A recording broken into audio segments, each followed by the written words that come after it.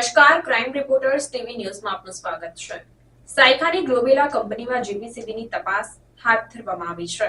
આપને જણાવી દઉં કે શંકાસ્પદ કલરયુક્ત પાણીના નમૂના લેવાયા.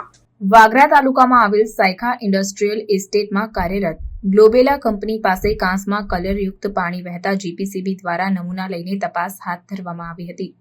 સાયખા જીઆઈડીસીમાં ધમધમતા ઉદ્યોગો ચોમાસાની ઋતુ દરમિયાન વરસાદી પાણી સાથે કલર અને કેમિકલયુક્ત પ્રવાહી છોડતા હોવાની બૂમો ઉઠવા પામી છે.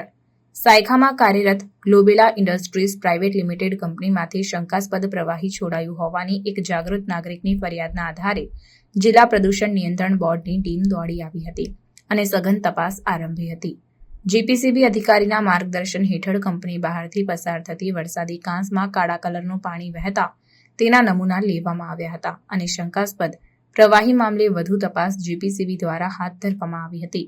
ઉલ્લેખનીય છે કે સાયખામાં કાર્યરત અને ઉદ્યોગો ડાયસ, ઇન્ટરમીડિયેટ અને ફાર્મા પ્રોડક્ટ બનાવે છે. કેટલાક બેજવાબદાર ઉદ્યોગો વરસાદ શરૂ થતાં જ કેમિકલયુક્ત તેમજ કલરયુક્ત પ્રવાહી વરસાદી પાણીની ઓથમાં છોડી દેતા હોય છે.